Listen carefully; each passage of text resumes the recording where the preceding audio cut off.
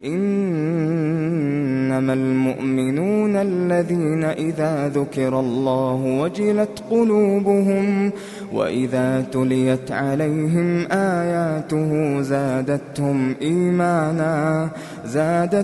إيمانا وعلى ربهم يتوكلون. अस्सलामु अलैकुम वरहमतुल्लाहि वबरकातुहू। नहमदुहु व नुसल्ली अला रसूलिल करीम। अम्मा बाद। स्टूडियो इस्लाम में आप सारे भाइयों का बहनों का इस्तकबाल है। रमज़ान के काफ़ी दिन हो गए, हम लोग आखिरी अशरे में आ गए। अब तो शब क़दर तलाश करने के हैं। शब क़दर आखिरी की 10 रातों में से 9 रातों में से एक रात है। और दूसरी हदीस में आया कि उनमें से भी 21, 23, 25, 27, 29 उसको कहते हैं ताक रात। इनमें शब क़दर होने का इम्कान है, ज़्यादा से ज़्यादा इबादत करना चाहिए। बाज़ हदीस में ये आया कि आखिरी के 9-10 रातों में शब क़दर को तलाश करो, उसमें 21-23 नहीं है। इसलिए अल्लाह के रसूल पूरे 10 दिन भी खूब इबादत करते थे। हमारे लिए भी यही बेहतर है, शब क़दर 21-23 में ज़रा ज़्यादा करें, ज़रा दूसरे दिनों में कुछ कम कर लें।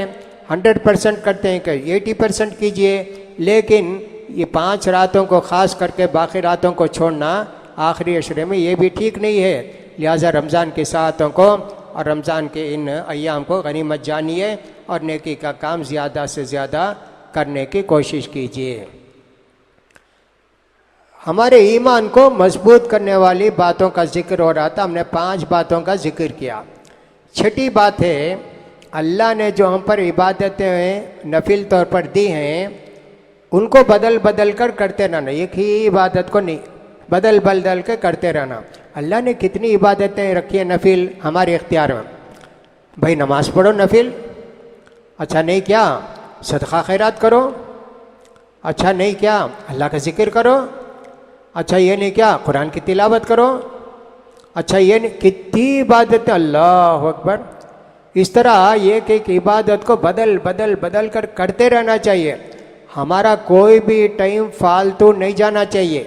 हमारा पूरा वक्त अल्लाह की इबादत में मशगूल रहना चाहिए। इसलिए हमको चाहिए कि साहब ज़्यादा से ज़्यादा अल्लाह की इबादत में मशगूल रहेंगे। अल्लाह ने जन्नत बनाया तो जन्नत के 8 दरवाज़े रखे हैं और ये 8 दरवाज़े अलग अलग इबादत वालों के लिए हैं। अल्लाह के रसूल फरमाते हैं, दुनिया में जितने सदका खैरात किया होगा फरिश्ते उसको बुलाएंगे, दुनिया में जिन्होंने सदका खैरात किया वो आओ इस दरवाज़े से अंदर जाओ, सदका खैरात का दरवाज़ा। और उसी तरह वो भी फरिश्ते कहेंगे, अल्लाह के वो बंदे जिन्होंने रोज़े रखे वो आओ, ये बाबुर रैयान इससे जाओ। हमारी जो इबादतें हैं ना, सदका खैरात, नमाज, ज़कात, हज और सब वालिदैन के साथ हुस्न सलूक क्या किया है, उन सब के लिए अलग अलग दरवाजे रखे हैं। इसका मतलब यह हुआ कि आदमी को हर दरवाजे से घुसने की कोशिश करनी चाहिए। जैसे अबू बकर सिद्दीक़ रज़ियल्लाहु ताला अन्हु के ताल्लुक़ से हमने सुना कितने काम किए नेकी के, नफिल रोज़ा भी रखे, मिस्किन को खाना भी खिलाए और साहब नफिल रोज़ा रखे और साहब क़ब्रिस्तान को के जनाजे में शरीक हुए, मरीज़ की मिजाज पुरसी किए, कितने काम किए। हर दरवाजे से अबू बकर सिद्दीक़ को बुलाया जाएगा, इधर से भी आओ, इधर से भी आओ, इधर से भी आओ। उनको गोया एक ऑप्शन दे दिया गया, पूरे दरवाजे तुम्हारे लिए खुले हैं। उसी तरह हदीस के अंदर भी आता ना कि जो आदमी के वज़ू करके दुआ पढ़ लेता है अल्लाह ताला उसके लिए जन्नत के 8 दरवाजे खोल देता है। अब सब वज़ू करने वालों के लिए एक दरवाज़ा, अल्लाह अकबर। ऐसे कितनी नेकियां हैं, उनके लिए एक एक दरवाज़ा है। सब 8 दरवाजे के अंदर 4-5, 5-5 नेकियां मिला मिला कर आती हैं।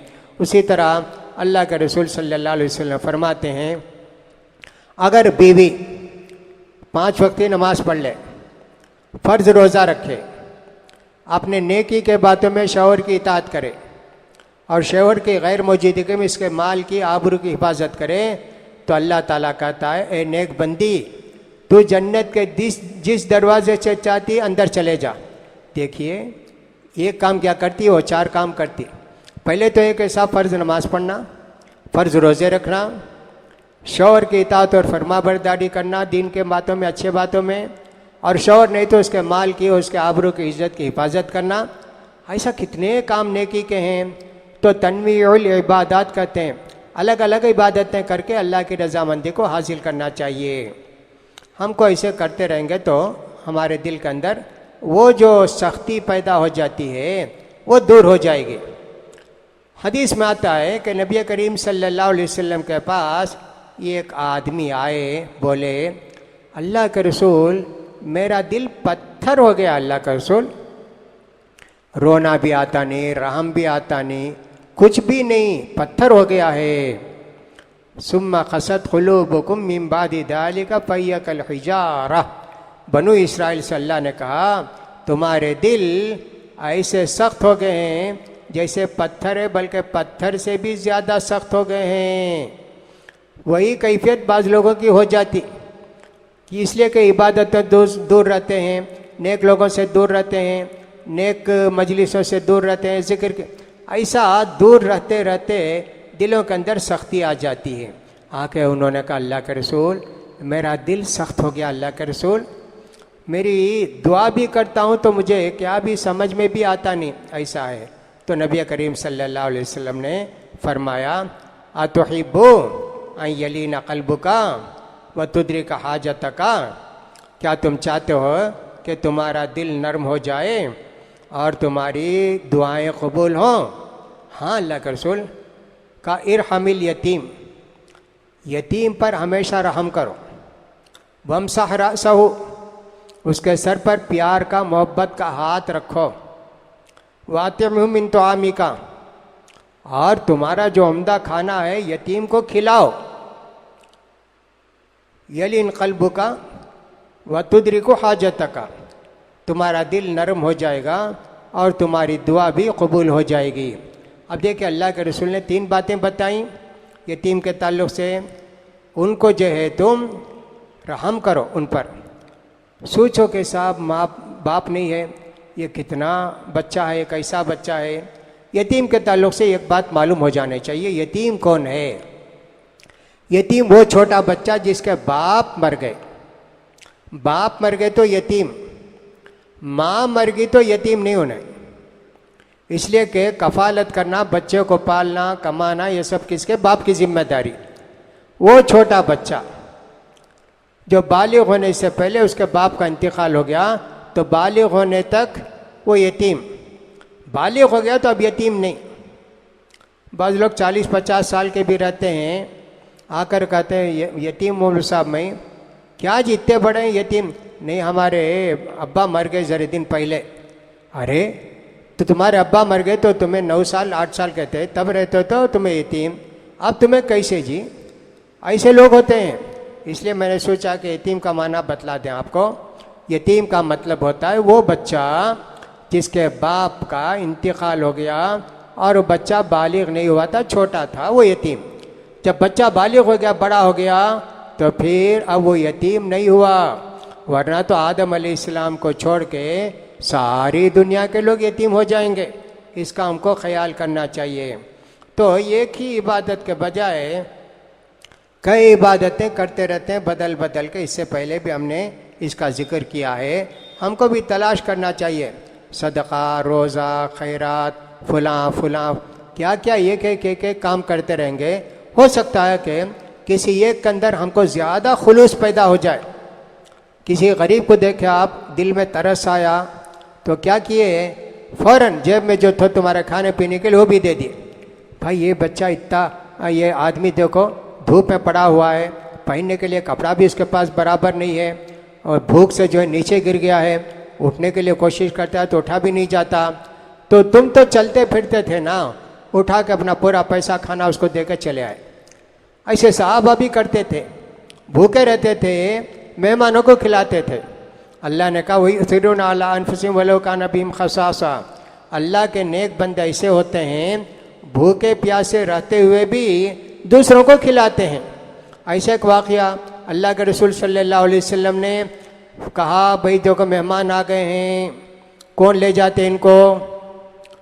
ले जाओ, एक एक दो दो ले जाओ। एक सहाबी एक अपने साथ एक मेहमान को लाए। बीवी से पूछे खाने हैं क्या?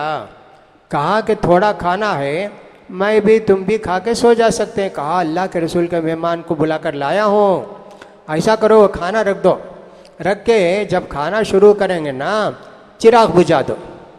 वो इसी किए, मेहमान के सामने खाना रखे, ये बाजू बैठे और खाली मुंह हिलाते रहे, चप चप चप है। वो आदमी समझते रहे वो भी खा रहे मैं भी खा रहा हूँ, यहाँ तक कि पूरा खाना ख़त्म हो गया। तो फिर उसके बाद उनको ले जाके मस्जिद में छोड़े, दोनों मियाँ बीवी भूखे सो गए। देखो कैसे कैसे सहाबा थे, कैसे कैसे लोग थे। अब वो तो कहाँ है ये ज़माना देखने का। आजकल वैसे लोग खाल खाल नज़र आएंगे, फिर भी अल्लाह की ज़मीन नेक बंदों से खाली नहीं होती है। हो सकता है कुछ लोग ऐसे नेक होंगे, अल्लाह ताला हमको भी उन नेक लोगों में से बनाए। तो बहरहाल करने का मतलब ये है कि साहब इबादतें जो भी होती हैं उसको बदल के इसको बदल के ऐसे करते रहना चाहिए। एक ही इबादत करते रहेंगे तो ठीक नहीं है। ऐसा कभी कभी बेजारी भी हो जाती ना, नींद भी आने लगती ना। अल्लाह के रसूल सल्लल्लाहु अलैहि वसल्लम के ज़माने में आपने देखा कि मस्जिद में एक रस्सी बांधी हुई है और एतिकाफ के दिन रहे होंगे। अल्लाह के रसूल ने पूछा ये रस्सी क्या है? तो लोगों ने कहा ये ज़ैनब की रस्सी है। आपकी प्यारी बीवी ज़ैनब हो सकती हैं। इनको इबादत करते करते नींद आती है और साहब इनको जो है वो गिरने जाती हैं तो रस्सी पकड़ के इबादत करते हैं खड़े होकर। कहा कि अल्लाह छोड़ो, खोलो जी इस रस्सी को। तुम में का कोई आदमी उस वक्त तक इबादत करे जब उसके अंदर दिलचस्पी है, फुर्ती है, क़ुव्वत है, ताकत है, वरना जब सुस्ती पैदा हो तो ये इबादत छोड़ देना। ये सब नफिल इबादत की बात है, फ़र्ज़ की नहीं। ये मैंने तुमको बता दिया, इसका हमको ख्याल करना चाहिए। ये छठी बात हुई। सातवीं बात ऐसी है, हम बुरे अंजाम से मरते वक्त कलीमा नसीब होगा क्या, इससे बहुत डरना चाहिए। ये बहुत बुरी बात है। आदमी दिन जिंदगी भर नेकी के काम किया, आखिरी में बुरे काम करके जहन्नम को चला गया। नबी करीम सल्लल्लाहु अलैहि वसल्लम फरमाते हैं बाज़ लोग ऐसे रहते हैं नेकी के काम ज़िंदगी भर करते रहते हैं, यहाँ तक कि मौत का वक्त आने चंद दिन रहते हैं अचानक बुरे हो जाते। उसका बुरे होने का क्या मतलब होता है? एक मतलब ये हो सकता है इनको गुरूर हो गया, मैं 40 साल से नमाज़ पढ़ा हूँ, 40 साल से रोज़े रखा हूँ, 15 हज किया हूँ, ऐसा गुरूर हो गया। नहीं, उनका अमल चला गया, बेकार हो गया, जहन्नम को गए। दूसरा एक आदमी ऐसा है बुरे काम करता रहा, बुरे काम करता रहा, यहाँ तक के मरते वक्त उसको अल्लाह का अज़ाब का डर हो गया। तो ये आदमी इबादत करके रोता रोता रोता अल्लाह के सामने, अल्लाह को रहम आता है, अल्लाह उसके 40 साल के गुनाह को माफ़ करके 2-3 दिन की इबादत को कबूल करके जन्नत को भेज देता है। लिहाजा इस तरह होना चाहिए। तो ये है कि सब बुरा अंजाम, इसमें बहुत सारे वाक़यात ज़िक्र किए जाते हैं। उसमें से एक वाक़या ऐसा है, नबी करीम सल्लल्लाहु अलैहि वसल्लम के ज़माने में एक जिहाद हुआ। एक सहाबी बहुत हिम्मत से लड़े, काफिरों के अंदर घुसते तो सफ़े चीर देते थे। लोगों ने कहा हनीअन, ये जो है मिन अहलिल जन्ना, ये तो जन्नती है, जन्नती है। इतना हमने कुछ किसी ने मुजाहिद ने इतना नहीं किया। अल्लाह के रसूल ने कहा हुआ मिन अहलिन नार, वो आदमी जहन्नम को जाएगा। अब सहाबा हैरान हो गए, क्या हुआ? एक आदमी सबको मारते मारते आखिर में उसको ज़ख़म लगा ना, खून निकला और उसको जो है तकलीफ़ होने लगी।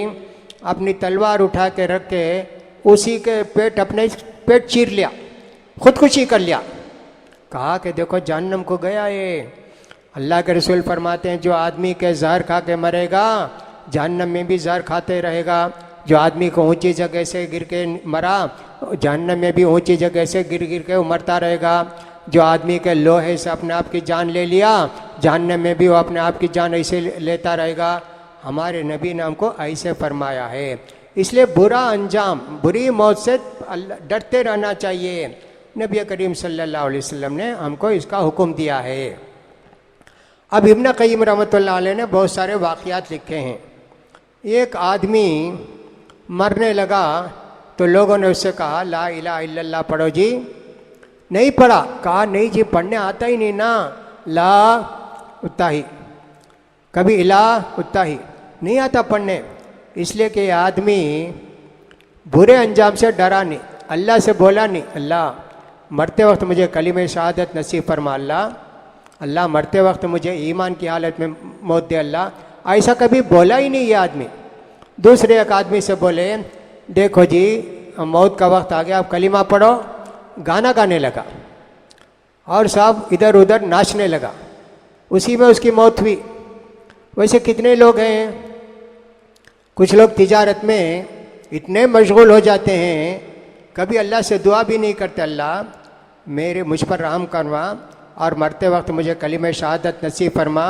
ऐसा कुछ भी बोलते बोलते नहीं।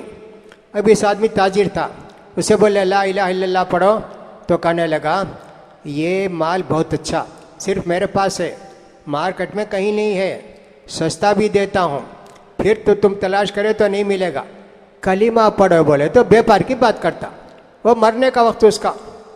वैसे ही बोलते हैं, एक बखील और कंजूस था, उससे बोले मरते वक्त भाई तुमको जन्नत चाहिए या जन्नत चाहिए या जहन्नम चाहिए? कहा जहाँ 2 पैसे का फ़ायदा हो वहाँ वो जगह चाहिए। यानी व्यापार में था बखील कंजूस, एक एक पैसा जमा करने की ख्वाहिश।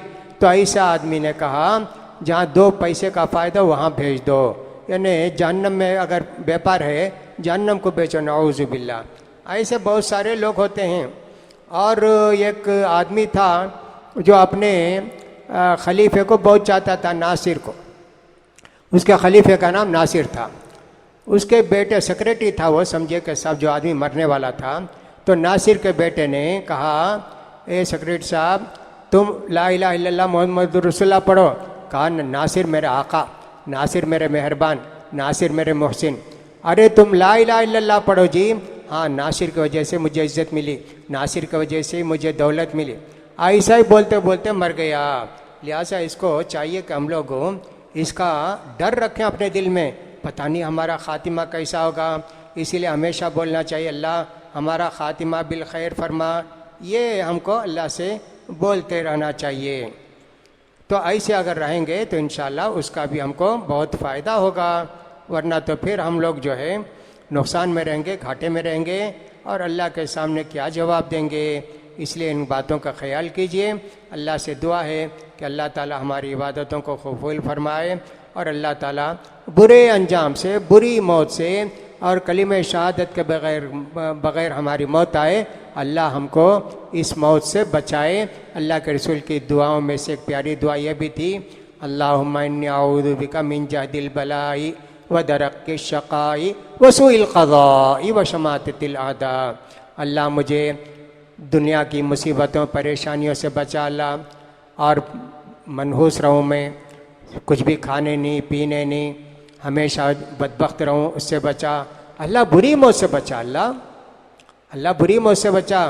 और दुश्मन देख के मुझे खुश हों, उससे भी बचा अल्लाह, दुश्मनी की खुशी से। अल्लाह के रसूल ऐसी दुआ करते थे, लिहाजा हमको भी ऐसी दुआ करते रहना चाहिए। अल्लाह हमारा और आपका और सारे लोगों का ख़ातिमा बिल खैर फरमाए और कलीमे कुफ्र से अल्लाह बचाए और शहादत पर हमारा ख़ातिमा हो। व आखिर दावाना अनिल हम्दुलिल्लाहि रब्बिल आलमीन।